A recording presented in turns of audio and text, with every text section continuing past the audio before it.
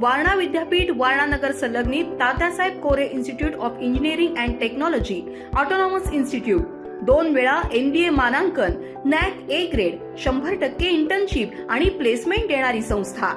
प्रथम आणि द्वितीय वर्ष बीटेक करता TCS sponsored computer science and business system, cyber security, electrical, civil, mechanical, electronics and telecommunication, chemical आणि कम्प्युटर सायन्स अँड इंजिनिअरिंग, तसंच MTech करता structural engineering, CSE, construction management, mechanical design, chemical ENTC, त्याचबरोबर LLB, BA LLB, BBA LLB, BCA, BBA, MCA, MBA शाखांसाठी प्रवेश सुरू। वारणा विद्यापीठाच्या निसर्गरम्य परिसरात hostel, mess, बस, NCC, NSS, भव्य क्रीडांगण अशा सर्व सुविधांनी परिपूर्ण 1983 पासून तज्ञ आणि अनुभवी प्राध्यापकांमार्फत दर्जेदार शिक्षण देणारी संस्था TKIET वारणानगर ऑटोनॉमस इन्स्टिट्यूट। प्रवेश संपर्क 94 21 26 19 92। आज आम्ही प्रशासकांना भेटून निवेदन दिलेलं आहे की 410 संस्था ज्या SIT चौकशीच्या खाली होत्या, तर त्यांना नोटीस गेलेली आहे की तुमचं सभासदत्व का रद्द करू नये याचा खुलासा मागण्याची।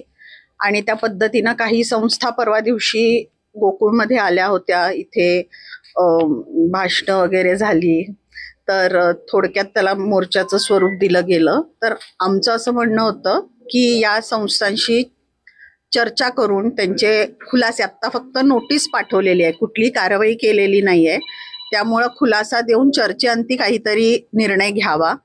त्यामध्ये आम्ही असं पण म्हटलेलं आहे की या संस्थांचं जर दूध आपल्याला येत असेल तर पूर्वी उपविधीमध्ये, म्हणजे अजूनही ती तरतूद आहे उपविधीमध्ये गोकुळच्या, की तुम्ही संघाचे सभासद राहू शकता, तुम्ही 50 लिटरच्या आत जरी दूध पुरवठा करत असाल तरी सुद्धा तुमचे आर्थिक व्यवहार हे संघाशी राहतील, पण तुम्ही ब वर्ग सभासद म्हणून राहाल तिथे, आणि मतदानाचा अधिकार इतक्यात देता येणार नाही। हा उपविधी संघाचा आहे, तो आज झालेला नाहीये, तो खूप पूर्वीपासून झालेला आहे।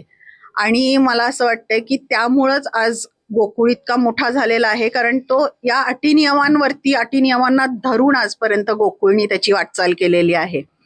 हे उपविधी खूप जुने आहेत आणि त्याच्यामुळं हा सहकार आज टिकून आहे। नाहीतर तुम्ही बघताय कोल्हापूर जिल्ह्यामध्ये असे अनेक दूध संघ असतील, महालक्ष्मी असेल, शेतकरी असेल, हे दूध संघ काही उपविधी न पाळण्यामुळे संपलेले आहेत। आणि मला असं वाटतंय की लोकांनी पण, संस्थांनी पण सहकार्य करावं प्रशासकांना। हे प्रशासकांनी मुद्दामून करतायत, शासन मुद्दामून करतंय अशातला भाग नाहीये। ह्या रुटीन चौकशा आहेत। कुठलीही इलेक्शन आली तर आपण जशी मतदार यादी तयार करतो त्याच्यामध्ये छाननी होते। आता आपली साधी विधानसभा लोकसभेची मतदार यादी करताना पण बाबा तो तिथला रहिवासी आहे का नाही, दुबार झालंय का, कोणी इकडचं तिकडे नाव नोंदवून घेतलंय का, या गोष्टी जशा बघितल्या जातात त्याच पद्धतीनं कोऑपरेटिव्हची इलेक्शन असते। तर त्याच्यामध्ये हे उपविधी पाळलेत का, या उपविधीपैकी कुठल्या उपविधीचं उल्लंघन झालेलं आहे का, या पद्धती बघितल्या जातात। राहिला प्रश्न, कालच्या त्यांच्या निवेदनामध्ये हे होतं की खूप मोठं आर्थिक नुकसान होईल, संस्थांवर उपासमारीची वेळ येईल, तर असं काही होणार नाही। तेच आम्ही आता त्यांच्याशी बोलत होतो की ब वर्ग सभासद म्हणून यांना कायम जर ठेवलं तर यांचा आर्थिक व्यवहार संघाशी चालू राहील आणि पुढच्या पंचवार्षिक मध्ये त्यांना पुन्हा एकदा व्यवस्थित उपविधी मध्ये ज्या गोष्टी नमूद केलेल्या आहेत त्याप्रमाणे दुधाचा पुरवठा करून पुन्हा एकदा अवर्ग सभासद होण्याची संधी देता येईल। म्हणजे इतकी ही सोपी प्रक्रिया आहे। आणि मला असं वाटतं की एक तुमच्या माध्यमातून रिक्वेस्ट करायची की ही रुटीन प्रोसेस आहे कुठल्या पण कोऑपरेटिव्ह सेक्टरच्या इलेक्शनची, मग ते गोकुळ असू देत किंवा कुठलेही सहकारी साखर कारखाने असू देत, ही कोऑपरेटिव्हची एक रुटीन पद्धत आहे। तर त्याच्यामध्ये जर राजकीय हस्तक्षेप आपण नाही वाढवला तर प्रशासक सुद्धा व्यवस्थित काम करू शकतील किंवा प्रशासन चांगल्या पद्धतीनं काम करू शकेल।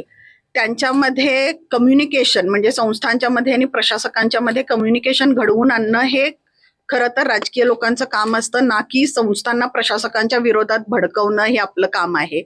भविष्यात आम्ही शेवटी महायुती म्हणून आमचे सगळ्यांचे विचार एकच आहेत, तेही त्यांच्या पद्धतीनं त्यांच्या संस्थांना पाठिंबा देत आहेत। आम्ही आमच्याकडे ज्या संस्था आलेल्या आहेत त्यांचं निवेदन घेऊन इथे आलेलो आहे। त्यामुळं आम्ही सगळेजण जरी संस्थांच्या बाजूने उभे असलो तरी सुद्धा माझं रिक्वेस्ट राजकीय लोकांना पण राहील आणि संस्थावाल्यांना पण राहील की चर्चेतून मार्ग निघू शकतो। नुसतं नोटीस पाठवली म्हणजे तुमचं सभासदत्व रद्द झालं असा त्याचा अर्थ होत नाही. अजून तुम्हाला खुलासा देण्यासाठी वेळ दिलेला आहे आणि ज्या काय असतील तर तुम्ही खुलासा देऊन त्यातनं मार्ग निघू शकतो.